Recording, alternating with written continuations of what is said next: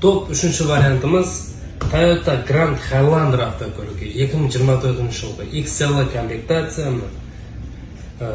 Осындай көк цветте боковой частьтен порождение болған, қарап кетіңіздер.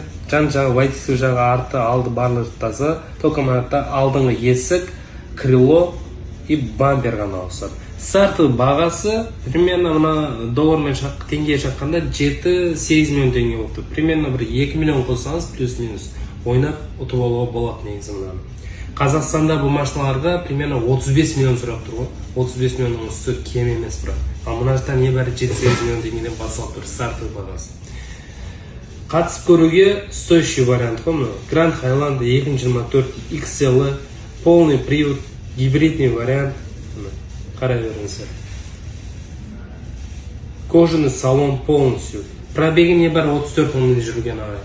Аса номер қалдырып кететін болам, хабарласыңыздар, жазыңыздар, қызықтырған болса осы Highlander.